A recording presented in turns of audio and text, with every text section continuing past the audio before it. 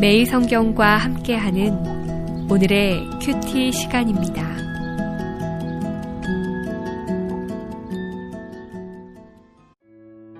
(5월 16일) 오늘의 말씀은 역대상 17장 1절에서 15절입니다. 다윗이 그의 궁전에 거주할 때에 다윗이 선지자 나단에게 이르되 나는 백향몬 궁에 거주하거늘 여호와의 언약궤는 휘장 아래에 있도다. 나단이 다윗에게 아뢰되 하나님이 왕과 함께 계시니 마음에 있는 바를 모두 행하소서.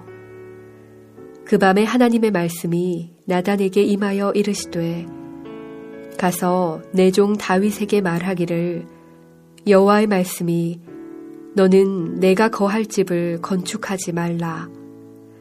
내가 이스라엘을 애굽에서 올라오게 한 날부터 오늘까지 집에 있지 아니하고 오직 이 장막과 저 장막에 있으며 이 성막과 저 성막에 있었나니 이스라엘 무리와 더불어 가는 모든 곳에서 내가 내 백성을 먹이라고 명령한 이스라엘 어느 사사에게 내가 말하기를 너희가 어찌하여 내 백향목집을 건축하지 아니하였느냐고 말하였느냐 하고 또한 내 종 다윗에게 이처럼 말하라. 만군의 여호와께서 이처럼 말씀하시기를 내가 너를 목장 곧 양떼를 따라다니던 데에서 데려다가 내 백성 이스라엘의 주권자로 삼고 내가 어디로 가든지 내가 너와 함께 있어 내 모든 대적을 내 앞에서 멸하였은즉 세상에서 존귀한 자들의 이름 같은 이름을 내게 만들어 주리라. 내가 또 내 백성 이스라엘을 위하여 한 곳을 정하여 그들을 심고 그들이 그곳에 거주하면서 다시는 옮겨가지 아니하게 하며 악한 사람들에게 전과 같이 그들을 해치지 못하게 하여 전에 내가 사사에게 명령하여 내 백성 이스라엘을 다스리던 때와 같이 아니하게 하고 또 내 모든 대적으로 내게 복종하게 하리라. 또 내게 이르노니 여호와가 너를 위하여 한 왕조를 세울지라.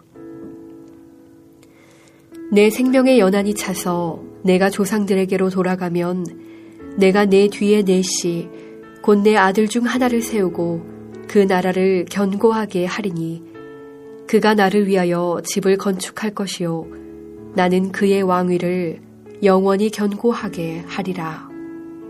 나는 그의 아버지가 되고 그는 나의 아들이 되리니 나의 인자를 그에게서 빼앗지 아니하기를 내가 내 전에 있던 자에게서 빼앗음과 같이 하지 아니할 것이며 내가 영원히 그를 내 집과 내 나라에 세우리니 그의 왕위가 영원히 견고하리라 하셨다 하라. 나단이 이 모든 말씀과 이 모든 계시대로 다윗에게 전하니라.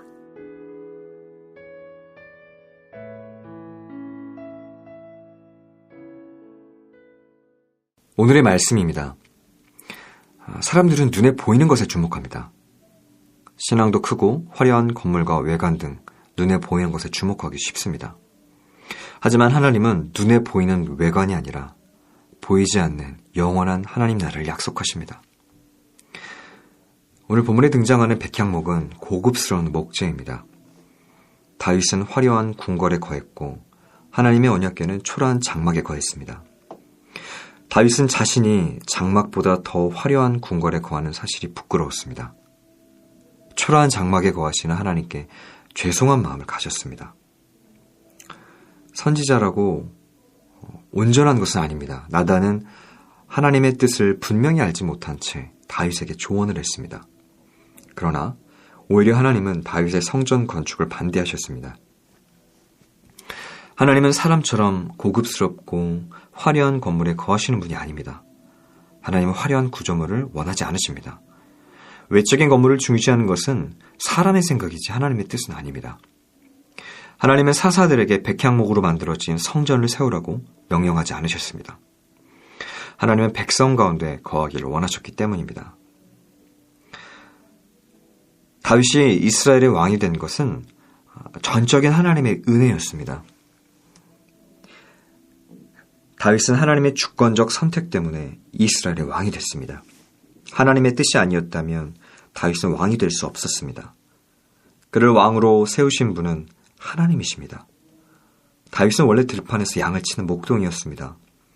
그런 그를 높이 들어 이스라엘의 왕으로 삼으신 분이 하나님이십니다. 다윗이 전쟁터에서 승리할 수 있었던 비결도 하나님의 은혜 때문이었습니다. 하나님이 다윗을 도우시지 않았다면 다윗은 진작 무너졌을 것입니다.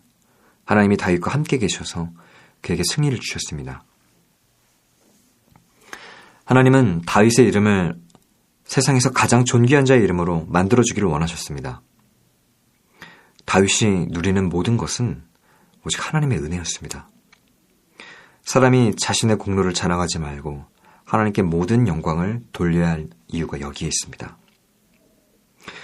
이어 하나님은 이스라엘이 가나안에 정착할 것을 약속하셨습니다. 다윗의 자손들을 통해 왕조를 세우실 것도 약속하셨습니다.